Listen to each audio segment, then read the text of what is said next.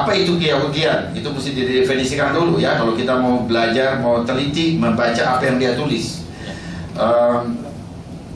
Dia tulis lagi ini ya, bagi yang hidup di bawah hukum Taurat, aku menjadi yang hidup seperti di bawah hukum Taurat. Pakai bahasa Yunaninya tois upo nomon os upo nomon ya. Sekalipun aku sendiri tidak hidup di bawah hukum Taurat. Itu ayat 20. Jadi inilah pernyataan yang tadi saya katakan, dipandang sebagai banyak orang teolog Kristen atau belajar di sekolah teologi manapun ya, akan mengatakan demikian. Jadi memang di sini belum ada yang namanya yeshiva, teologi mesianik itu belum ada selain Hayesod itu ya. Belum ada di Indonesia selain yang Hayesod, saya katakan. Belum ada yang lain. Jadi memang kalau orang udah di sekolah teologi, dia pasti ngajarnya begitu. Pasti entah karismatik, entah pentakosta, entah apalagi Protestan atau siapapun ya, itu pasti begitu. Jadi kita nggak usah aneh menghadapi cara berpikir yang seperti itu, dan anggaplah itu biasa ya, dan kita memang harus menjelaskan kepada mereka. Jadi sekarang pertanyaannya begini, apakah itu apa yang dimaksud oleh Paulus dengan aku tidak hidup di bawah hukum Taurat? Apa yang dimaksud dengan di bawah hukum Taurat yang dia maksud, atau uponomon? Nah, sekarang kita coba cek ya, dari konteksnya, dari pemahaman siapa dia dan apa yang dia katakan. Jadi kalau kita mau belajar tentang seseorang, maka kita harus belajar dari ucapannya, bukan dari apa yang dia tidak ucapkan. Itu benar bagi Yeshua ya. Jadi kalau saudara mau belajar tentang Yeshua itu siapa, belajar dari apa yang diucapkan oleh Yeshua sendiri tentang dirinya ya. Dan jangan mencari apa yang dia tidak katakan. Sebab ada juga di lingkungan yang katanya mesianik itu yang ada hubungan dengan ini, lingkungan mesianik mengatakan begini, Yeshua tidak pernah mengatakan bahwa I am God, I am Messiah. Saya katakan begini, salah satu alasan kenapa dia tidak mengatakan aku Mesias, karena yang mengatakan aku Mesias dengan dadanya dibeginikan, lihat dada saya. Itu adalah Mesias palsu. Yes, Ya, jadi mesti tahu tuh culture-nya ini, bahwa ini gayanya itu begitu. Jadi kalau Mesias yang benar nggak begitu dia. Jadi kalau aku Mesias, you mengharap yang seperti itu, ya pernah ada yang dapat Mesias palsu. Nanti ada orang aku Mesias, you turut itu, gitu ya. Nah, jadi ada orang yang begitu yang sangat apa saya berkatakan, naif ya, nggak melihat bahwa ini situasi Judaism pertama tuh ada satu situasi yang kita harus lihat, harus dalami gitu ya, bukan kita menjudge apa yang dia tulis gitu ya. Nah, demikian juga dengan Paulus, kita mesti tahu dari apa yang dia katakan, siapa dia ya. Sekarang coba kita lihat di dalam Kisah Rasul 24 ayat 14. Di sana Rasul Paulus itu dia mengatakan di hadapan Felix, aku percaya segala sesuatu yang ada tertulis pada Torah dan kitab nabi-nabi. Ya, dia percaya kepada segala sesuatu yang ditulis dalam kitab Torah dan nabi-nabi. Padahal dia mengatakan dia tidak hidup di bawah Torah. Jadi itu berarti bahwa tidak hidup, aku tidak di bawah Torah, itu tidak berarti tidak percaya kepada Torah. Betul nggak ini? Kalau saya simpulkan begitu. Dia katakan aku tidak hidup di bawah Torah. Saudara perhatikan, ini dua hal yang sebetulnya saling paradoks, bertentangan. Di satu pihak dia mengatakan aku tidak hidup di bawah Torah, yang kemudian kita pikirkan kalau itu dia buang Torah, dia udah nggak percaya Torah tuh. Ternyata di dalam Kisah Rasul 24 ayat 14 kepada Felix dia mengatakan, dan banyak lagi ayat yang lain ya, nanti habis ini kita lihat juga 28 dan 17. Di sana dia katakan bahwa aku percaya segala sesuatu yang tertulis dalam Torah dan kitab nabi-nabi. Jadi itu artinya kalau kita jadi seorang researcher, peneliti, maka kita tahu bahwa istilah aku tidak di bawah Torah itu bukan artinya tidak percaya kepada Torah, tidak percaya pada Torah. Ada arti yang lain. yang dia maksudkan, yang harus dicari. Ya, kemudian yang hal ini diulangi lagi oleh Paulus ya kepada orang Yahudi di Roma. Dia bilang begini dalam Kisah Rasul 28 ayat 17, aku tidak bersalah kepada bangsa kita dan kepada tradisi nenek moyang. Tradisi nenek moyang itu apa, saudara? Halakah. Jadi setiap kali saudara lihat adat istiadat nenek moyang atau tradisi nenek moyang, saya pakai tradisi di sana ditulis adat istiadat nenek moyang, itu adalah halakah. Jadi dia tidak bersalah kepada halakah, artinya dia tidak melawan itu, tidak menolak itu, dia tetap memakai halakah. Ada halakah yang dia lakukan, bahwa dia ada halakah yang berbeda dengan satu kelompok tertentu, oke, nggak ada masalah, tetapi halakahnya ada, tetap dia lakukan juga ya. Dan dia tidak bersalah kepada bangsa Israel karena kepada bangsa Yahudi karena dia menolak Torah sebagai landasan atau undang-undang dasar bangsa Yahudi. Jadi dia tidak melakukan itu. Nah, itu artinya bahwa tidak hidup di bawah Torah, di bawah yaitu uponomon, itu bukan itu maksudnya. Ya, kalau kita mau jadi seorang penyelidik, researcher, ya kita mesti punya mentalitas yang fair. Jangan jadi ini penganut dogma, jadi bukan penganut dogma. Jadi pokoknya ingin membela dogmanya. Ya, jadi saya menetapkan ini sebagai seorang researcher yang fair ya. Kita mau lihat apa sih yang sebetulnya dia maksud. Jadi ya kalau begitu kita bisa tahu bahwa bukan itu yang dimaksud, bukan melepaskan Torah atau menolak, membuang Torah. Bagaimana Paulus berkata tidak di bawah Torah, tetapi tetap percaya apa yang tertulis di dalamnya, di dalam Torah. Ya, lalu kita tanya kita mulai search ininya, kita mulai uji pribadinya Paulus. Apakah Paulus itu seorang penderita penyakit Alzheimer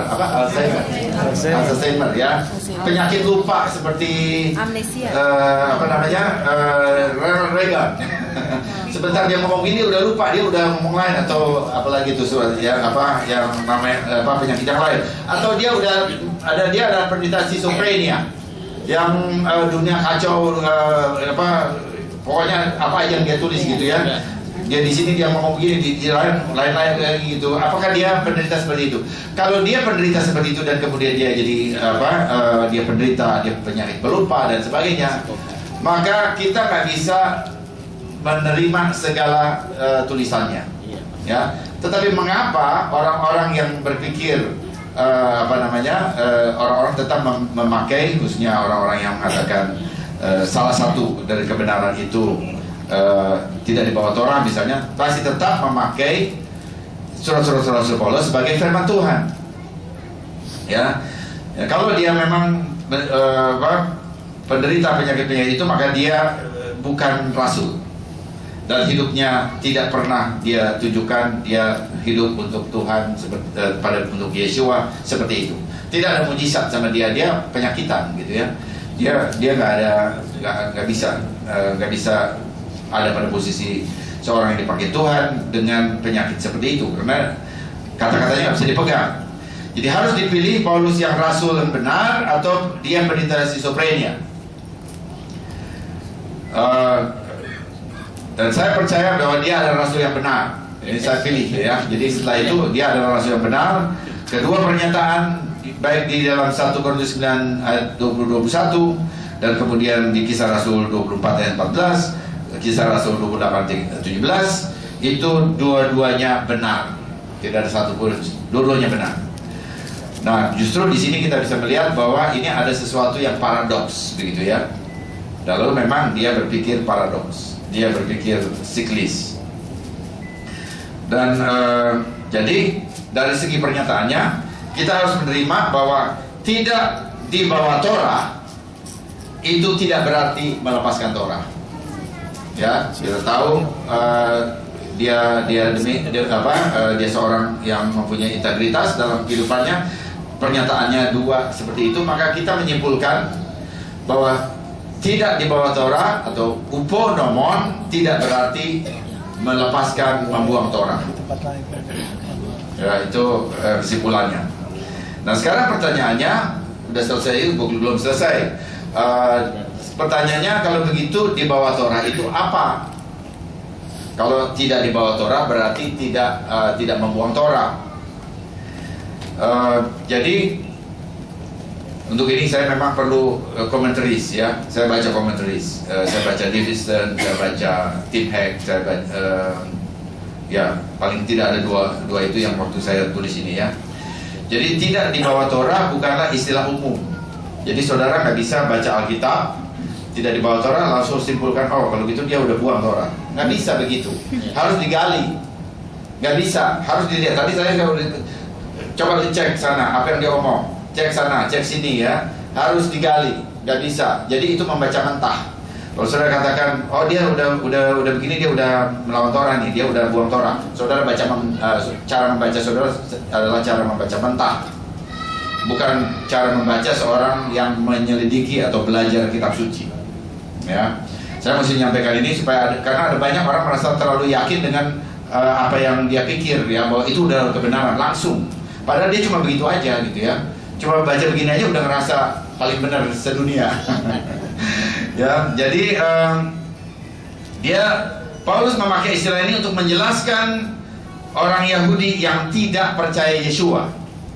Ya, dia sedang menjelaskan apa yang dilakukan oleh orang Yahudi yang tidak percaya kepada Yeshua atau orang Yunani Romawi atau Indonesia juga ya, yang ke Yahudian, bukan Yahudi tapi ke Yahudian. Saya mau nanti jelasin itu ya. Jadi dia menjelaskan orang Yahudi yang tidak percaya kepada Yeshua dan atau orang Yahudi non Yahudi yang ke Yahudian. Nah, jadi karena itu lalu kita mesti lihat ini bagaimana orang Yahudi melihat keyahudian seseorang.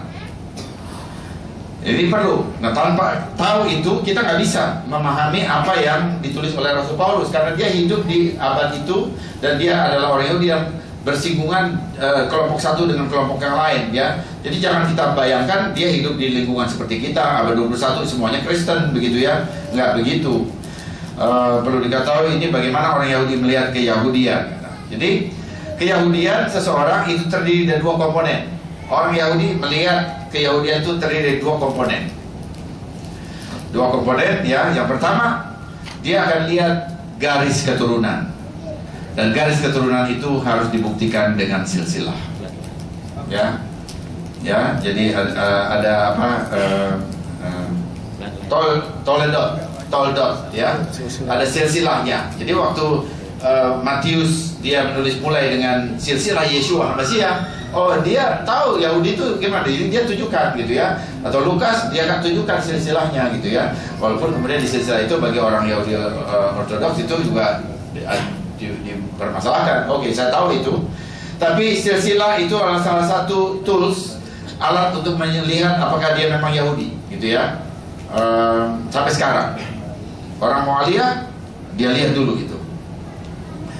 Nah kemudian yang kedua setelah dia lihat oke, silsilahnya kelihatannya ada benar nih, ada arahnya ke sana, dia ada garis Yahudinya, lalu dia akan lihat apakah nih orang ini udah Yahudi atau belum gitu ya. Walaupun dia udah tahu bahwa ini dia punya darah Yahudi. Cara hidup ini yang kedua, komponen besar kedua adalah cara hidup sesuai dengan Torah. Nah pengertian Torah di sini bukan hanya pengertian Torah tulisan Moshe, tetapi Torah lisan. Nah bagi orang Yahudi dia karena Torah lisan, Torah Moshe, Torah lisan, Talmud yang kemudian di abad sekarang ini Talmud itu banyak sekali. Lalu gimana untuk menyederhanakannya? Dia bikin sederhana. Dia sederhananya itu dia jaga di halakah. Jadi karena dengan anggapan bahwa semua yang ada di dalam Torah Moshe sudah diimplementasikan, sudah dijabarkan itu menjadi halakah.